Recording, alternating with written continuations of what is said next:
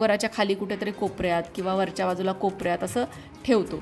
पण तसं करू नये. देवघरात अशी सुकलेली फुलं अजिबात नसावीत. सुकलेली फुलं नकारात्मक ऊर्जेचं प्रतीक मानली जातात. त्यामुळे घरात गरिबी येते, प्रसन्नता नष्ट होते. त्यामुळे नेहमी ताजी फुलं तुम्ही देवाला तर वाहताच, पण देवाचं जे निर्माल्य आहे ते एका पिशवीमध्ये तुम्ही साठवा. तुम्हाला नदीत टाकायला लगेच जायला वेळ नसतो, बरोबर आहे, पण ते देवघराच्याच तिथे ठेवू नका. ते घरात दुसरीकडे कुठेतरी ठेवा आणि जेव्हा तुम्हाला वेळ असेल तेव्हा ते नदीमध्ये प्रवाहित करा.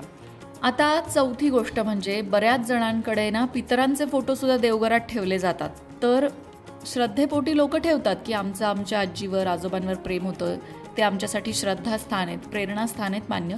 पण देवघरामध्ये असे फोटो ठेवू नयेत पूर्वजांचे.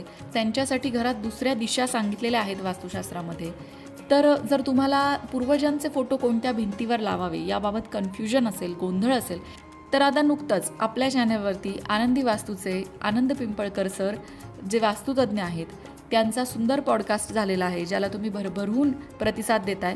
त्यांनी त्या पॉडकास्टमध्ये अतिशय सुंदररित्या समजून सांगितलं आहे की तुम्हाला जर पितरांचे फोटो, तुमच्या पूर्वजांचे फोटो ठेवायचे आहेत तर ते घरात नक्की कुठे ठेवावे, कुठल्या भिंतीला ठेवावे, त्या फोटोची योग्य दिशा काय असावी याबाबत त्यांनी सविस्तर मार्गदर्शन केलेलं आहे.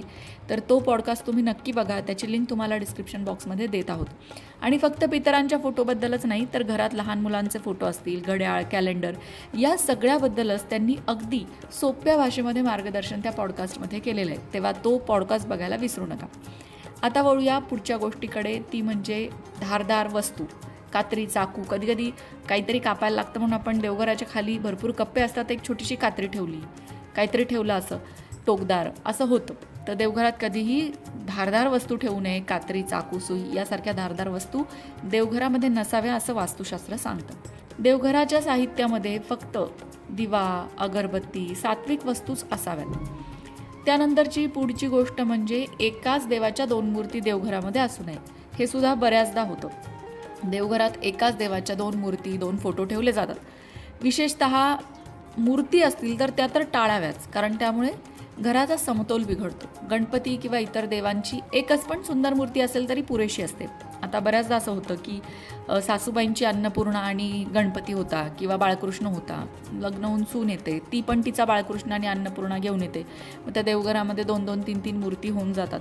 तर नवीन आल्यानंतर जुन्या विसर्जित कराव्या शक्यतो. 2-2 मूर्ती देवघरामध्ये असू नये असं वास्तुशास्त्र सांगतं.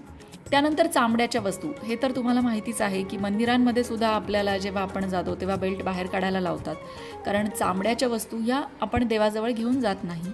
म्हणून आपण आपल्या